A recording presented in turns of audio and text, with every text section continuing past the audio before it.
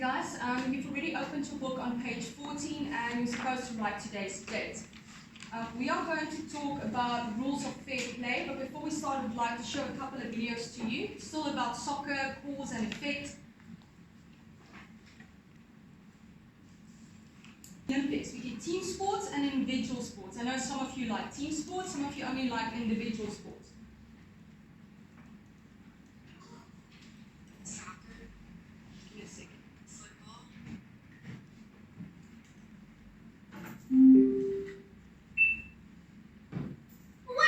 These sports have two teams. Each team has more than one person on it.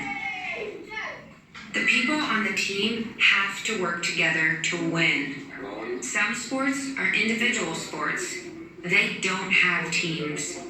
Each person plays for himself. Individual sports are sports like marathons, horse riding, and figure skating. Some sports are both team and individual sports. Gymnastics has both a team contest and an individual contest. Swimming can be an individual sport, or it can be a team sport, like a relay. If you play a team sport or an individual sport, you have to work very hard to be a good athlete. It's important to practice daily.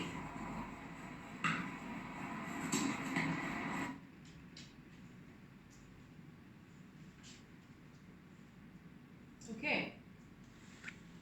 Who actually like team sports? Who's into individual sports? You see, sometimes you like both. The thing is, guys, whether it's team or individual sports, there's always self-discipline. There's always work that goes into it. And in most of them, rules that you need to abide by. There's another video I would like to show you.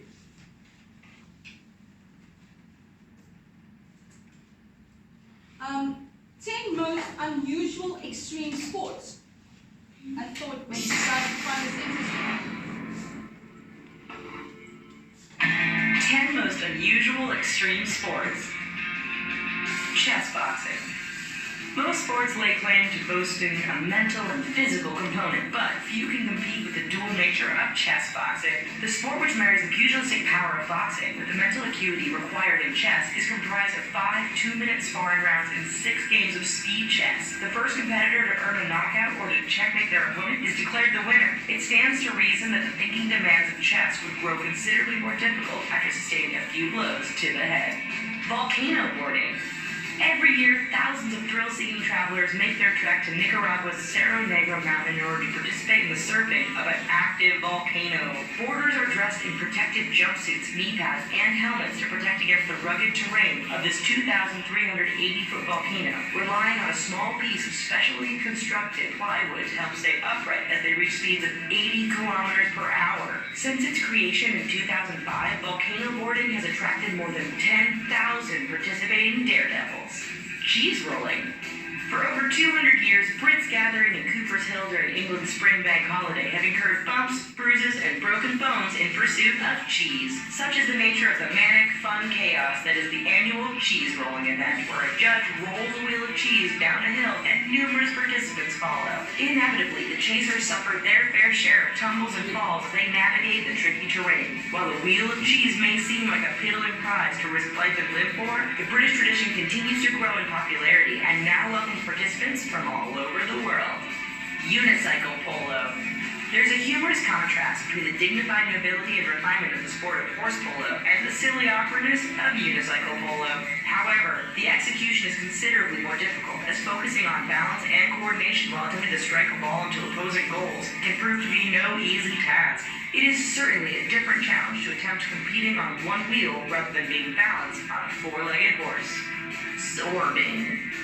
To zorb is to roll around in what is essentially an oversized, cushioned hamster ball. There's an undeniable rush in the fast-paced, disorienting feel of the unpredictable, out-of-control movement of rolling around within the ball where you are situated in the middle of 2 inflatable plastic balls in order to cushion impact. The air in between them serves as a shock absorber as you experience the impact of the bouncing ball. Okay. to look at page 14. You've already written the date.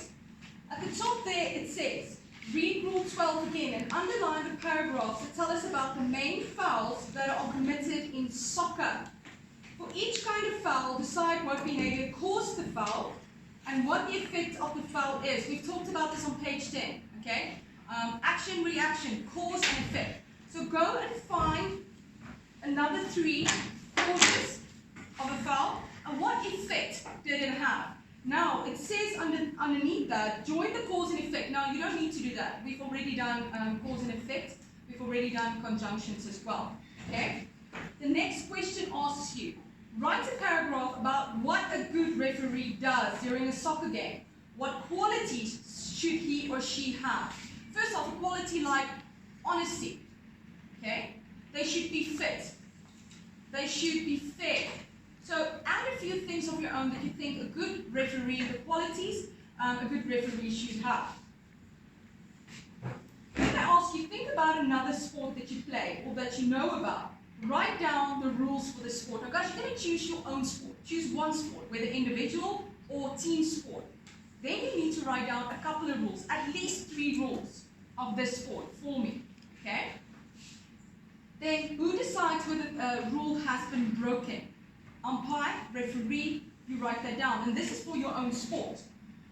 On the next page, they say, write a description. And I think your books are different. What does it say? Write a description or draw a picture. I want you to draw a picture of your field of play from up above. Remember when we did the video on rules about the sport?